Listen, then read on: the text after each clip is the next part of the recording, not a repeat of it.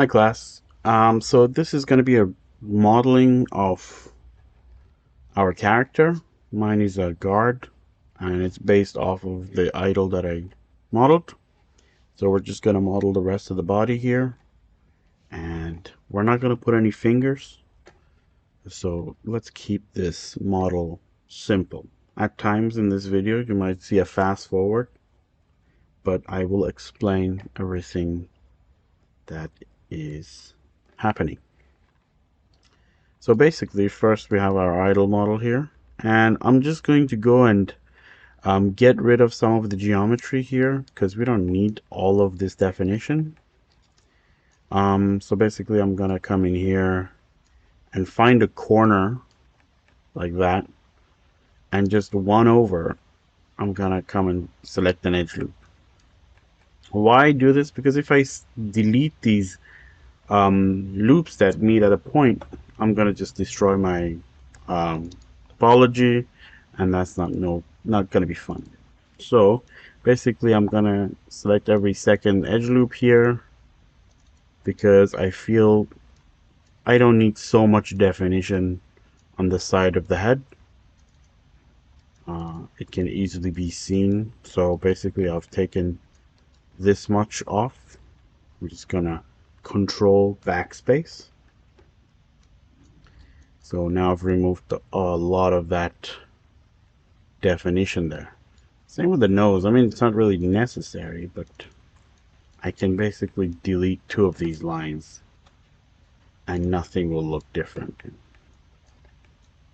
So the less polys we have to deal with, the better. Other than that, it's pretty good, except the neck. The neck here, we have way too many, so I'm just gonna come in here and start deleting some, just like that. Again, same thing for the bottom of the neck.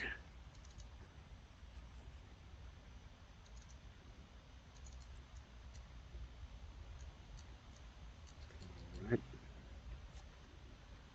So control backspace. Now, where we have definition for the lips and the jaws and everything, we want to keep those there. That's fine. It just helps us to kind of make a better form. So now, because I want to continue the head and make a body for it, I'm just gonna come in here and select all of this. So I'm gonna go to wireframe mode, and we're just gonna select all this at the bottom here and just press the delete key, not the backspace key, and just making sure I'm at 0 0. Doesn't matter which way you're facing. I just want to move it up. Let's move it up to 180. I think our character is pretty tall. Oh, it's too tall. Let's say 150. That seems about right. So I'm gonna frame the head again. So now you can see there's a lot of polygons here, and we want to like just remove some of these polygons, make it less, but we don't want to start deleting a lot of the definition in the face. So I'm gonna just show you how I do it. So basically, let's go to edge mode, and for this I want to turn on my symmetry. X mode. Alright, edge. Nope, that wasn't it. Object Y. Not yet. Object Z. Object X. Should definitely be Object X. So, sometimes this doesn't work. Let's go to Object mode. Turn it off. Object X again. Now go to Edge mode. Something's afoot.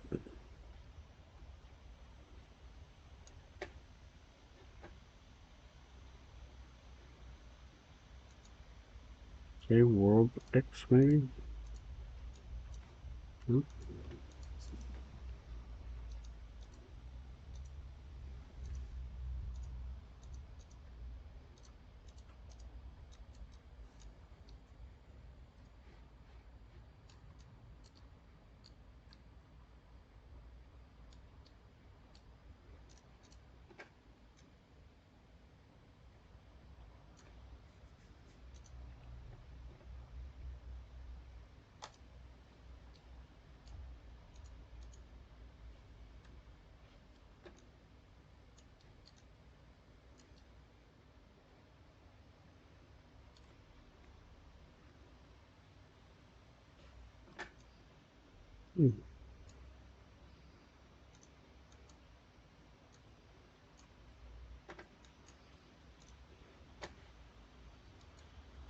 Sometimes it helps to go edit, delete all type by history.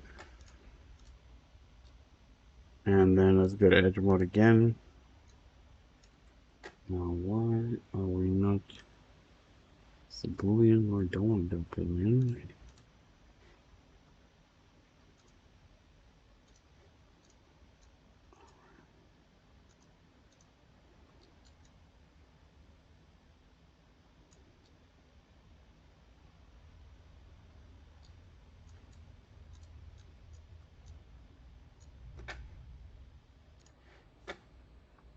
All right.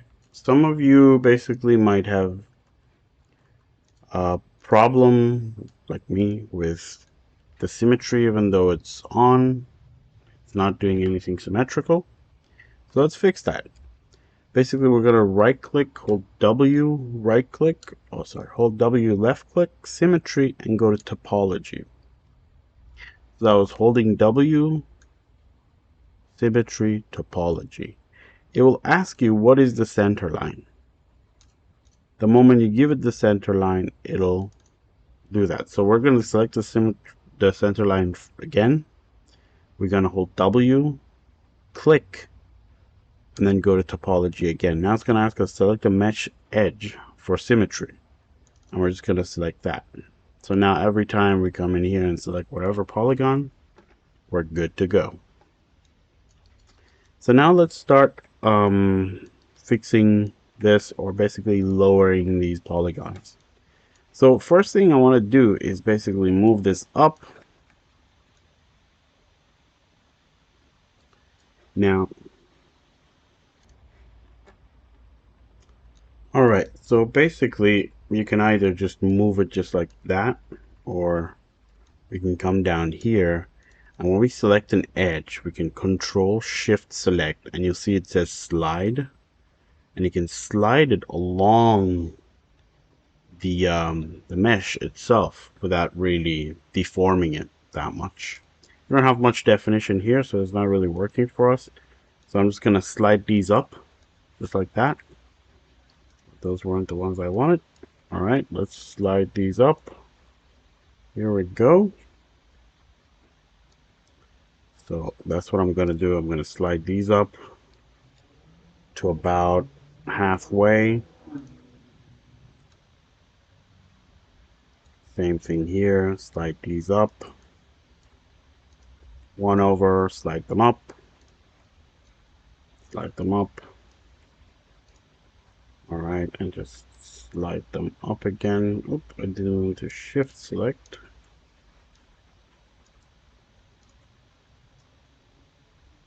There we are.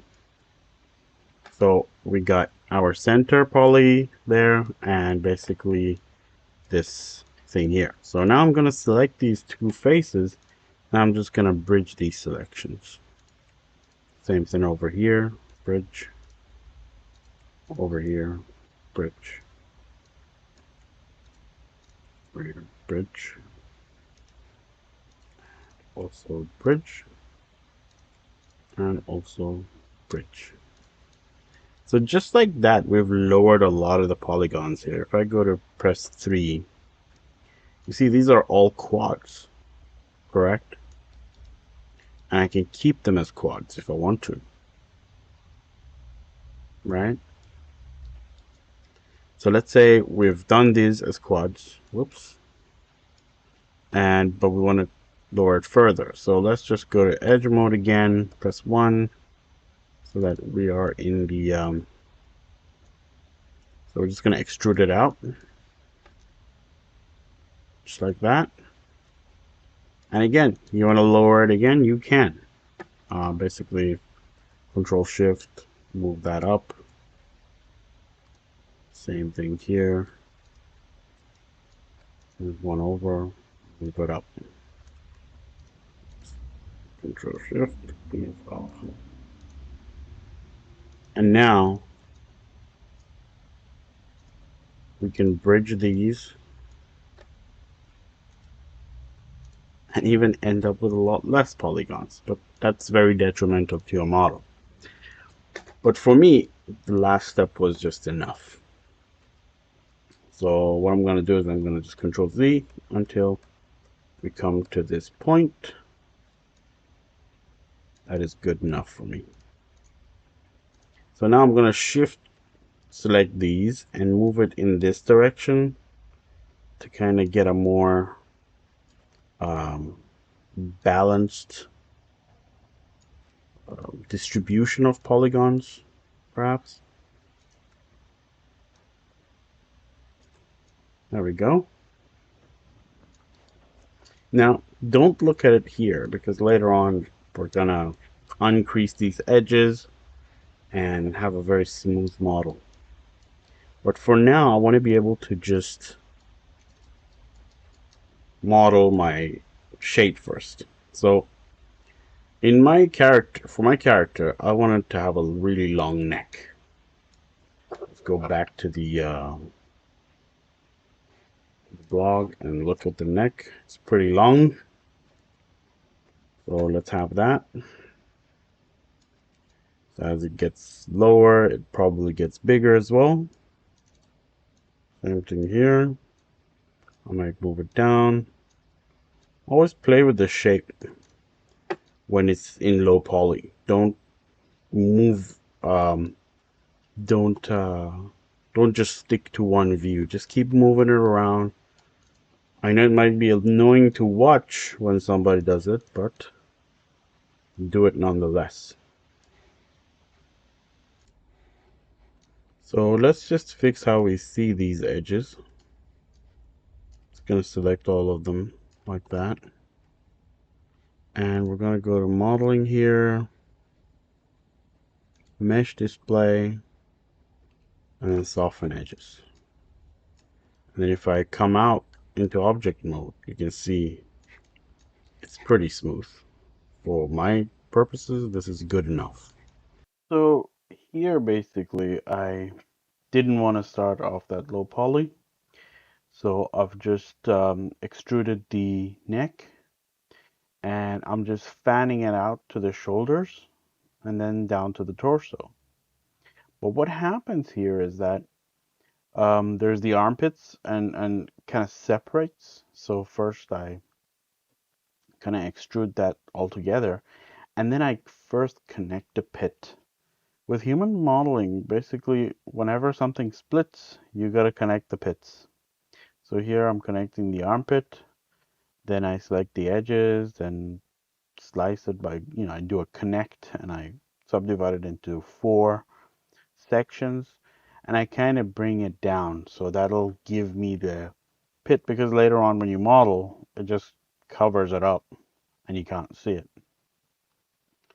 So now I'm just extruding the body further down. As I go through, I just try to do my best to keep the form that I want from the model. What happens is that, you can start modeling and keep going and suddenly you end up with this really boxy character. Um, I don't think you want that. So you should, as you're going, keep as little as possible, like of the polygons that you got, like as you can manage. Later on, when you're adding details, you can always add.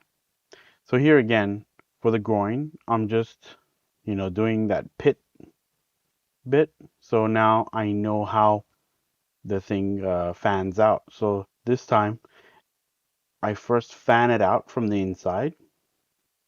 and kind of, pull it down to kind of form the inner legs, so the inner thighs. There you go. And that gives me a good idea of how my topology should basically be. So I keep extruding out and meeting the polygons of the torso, right? And sometimes what happens is that you might not have enough polygons on your torso to connect these, or you might have too many polygons on your torso that you're connecting these. So that's basically a problem where you sit there and you decide, okay, what am I going to get rid of, or where am I going to add a new loop. So as you can see, I keep playing with it. I look at it, I keep turning it around. I don't look at it from just one angle. And, I try something. Sometimes I bring it in the other way or this way or that way. And I was quite happy with that. So I extruded the edges from the torso and just met them down below where the ankles would meet. And this gives me a very good idea of the proportions of the body, right? If you look back at the sketch, I always look back at the sketch. This is running really fast, so like I'll tab, look at my sketch. Okay, back to the character. And I'm just basically trying to come up with a very natural pose because this is it's just a standing pose. But you want to get some separation between the limbs so that painting weights is not going to be horrible because you're going to have to make sure that, if you move the left leg, the right leg doesn't move as well. So things like this, you just got to be considerate, move them apart a bit.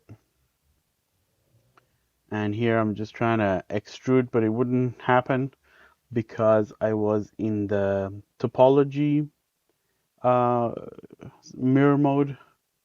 But then I just came out of that mode and I could basically start building the ankles. And the ankles are very interesting. It's just the foot doesn't come down and extrude sideways.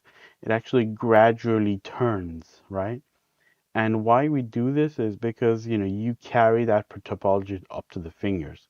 Say if you were to, extrude down and then take a poly from the side and extrude it out, then you would miss out on a lot of edge loops that run through your body. So the hands, I was not going to do fingers, but if you look at your hands, they're basically one giant limb, if you take away the thumb, that come all the way out. So that's how I kind of first block it in. If the arm is long enough and I'm happy with the shape, then I start bringing out the thumb. And basically the thumb is just, I kind of try to bevel from each side so that it kind of smoothly protrudes from the hand. So it doesn't, suddenly just one finger coming out the side. Just start with the base and just keep going. And now I'm just capping off all these holes that were left out. I'm thinking, yeah, the hand could use another section for animation and rigging purposes. Now I'm just trying to come up with a pose that seems natural to me. Trying to see what works best. You see, the legs are just like all the way down, it's just one polygon. Because at this point, I might want to do this where I, add some edge loops or try to play with the edge loops. And I want to have that freedom. I don't want to, you know, bog myself down and kind of be limited. Oh, I got to delete some edges before I can add some more. Here, I'm just closing off the toes here. I use a fill hole here to fill triangular holes. That's okay if they're at the edges of the feet. It might even give a desired effect. I'm just forming the feet to kind of give me a natural foot thing and trying to have them planted on the ground nicely. I'm adding some extra sections for the abdominal here. Um, Under the arm, it was quite flat, so I came in and I just adjusted it. Now here I'm adding some uniformity, some more loops, so that I can further define the curves, the shape of the character. Now, here I'm trying to make sure that the symmetry works because it didn't last time, so I had to go back, Control Z, and come in again. So, you really got to make sure that symmetry is working just right, or it'll just waste a lot of your time. A lot of the time you'll be working, like me here, and then you realize, oh, didn't carry you forward to the other side. Got to Control Z and do that again. Now here I'm just modeling the thumb, and these are wooden characters. I mean, this is inspired by those wooden characters. So if you look at the references on the web page, and I wanted it to be this smoothed out, statue. So it kind of worked because didn't want to spend too much time on it either. But the form is there. I've got some feet there. That's good. And for the feet to be really planted, I just extruded the base down so that even when it's smooth, it kind of has that sharp edge. So again, I'm just checking to see if all the things are connected. I smooth all the edges, basically going to display mesh and smooth edges, or soften edges, I think. And making sure the form is good again, making sure everything is symmetrical. Then I take it to Modbox. Here, I'm just waiting for Modbox to open, I think. Yes, there we are. So in Modbox, I can further smooth the polygons and kind of give them more of a natural look. I'm just moving around certain parts of the limb, looking at my brush settings. I'm like, all right. Always test out your brushes, you know, go crazy. Just do a edit that makes it look funny, but then Control Z out of it. It kind of like uh, sheds your fear of like making a mistake. Sometimes you make the mistake and then Control Z back, and then now you're good to go. You just do it. So there was some extra detail on the torso there. Interesting fact, I did not check the sketch prior to putting that in. I realized, oh, it's much lower.